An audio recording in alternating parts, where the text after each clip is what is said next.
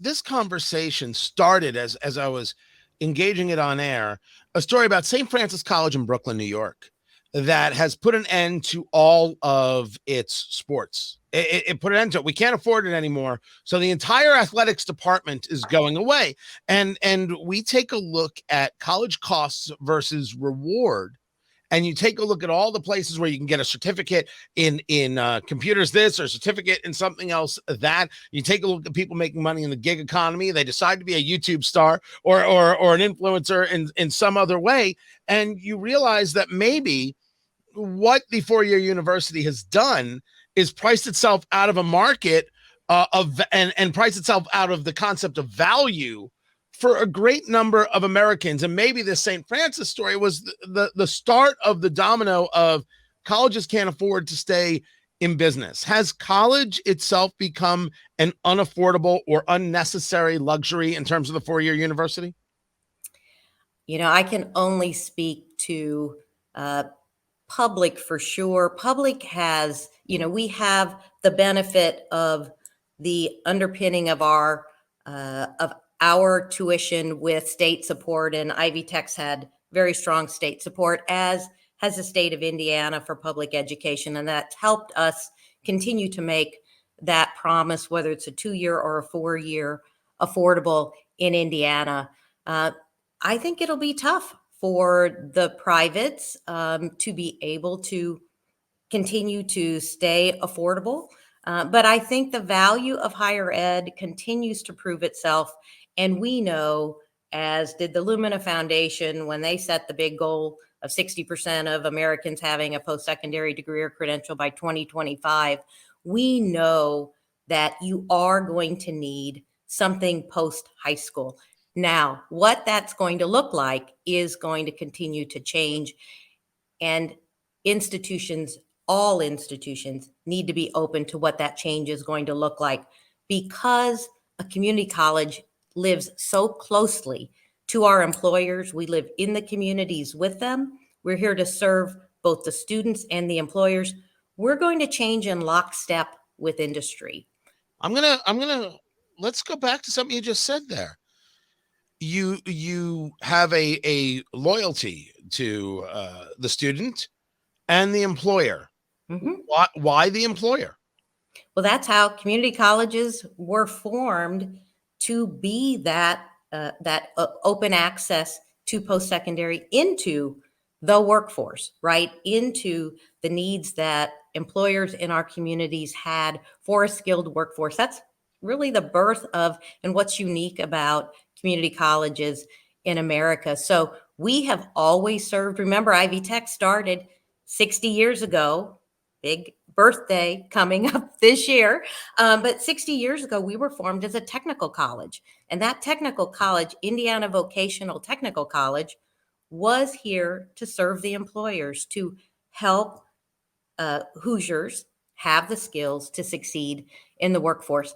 And while we've also now expanded to that liberal arts transfer associate degree to bachelor's, we do it all. And we continue to lean in and believe strongly, as the General Assembly has asked us to do, as we're funded by the state of Indiana, to be that link, to be the workforce engine, to fuel Indiana's economy. So we will do that. And we think that's just the right thing to do.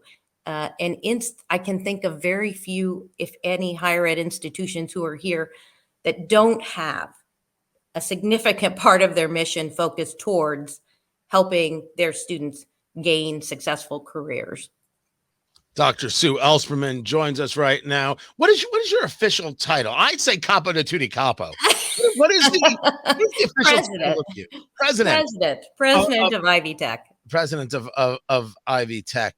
I want to dig a little deeper, if we can, and maybe ask some of the more uncomfortable questions, because you are able to, I think, well articulate the value of an Ivy Tech education. And certainly you made the differential between public and private, and sparing possibly some of your colleagues on that president of university level an awkward meeting next time you all have lunch.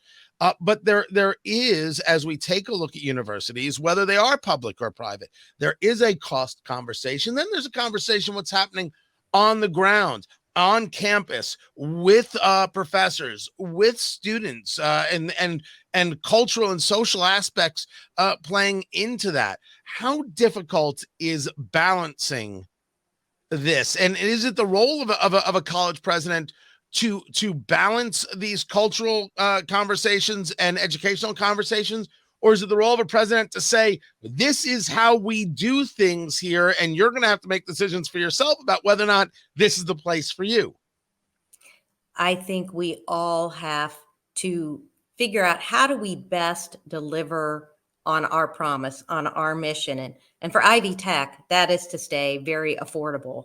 And I think um, all higher ed institutions do try to consider how do they remain affordable to the students that they serve. We know, and this, Tony, is one of the best stats I can share with you, 4 out of 5 of Ivy Tech's graduates graduate with no debt, no debt. Yeah. And that's possible because the state has provided funding, right? We have a base amount of appropriation from the state, and then tuition is the differential. And we've frozen that the last 2 years.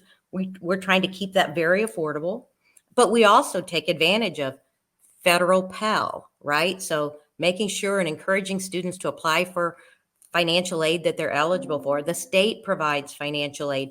Employers, we have over 250 employers who are part of our Achieve Your Degree program, meaning they provide tuition assistance up front to their employees. That's huge. So when you think about all the ways, and then, oh, by the way, we have a foundation that also we raise funds to scholarship students. So it's that whole ecosystem of how we support our students. And as presidents, we have to, and we own, how do we handle that? How do we design a business model of our own that ensures that it supports student success, is aligned with the good jobs, the programs that students need, and is still affordable?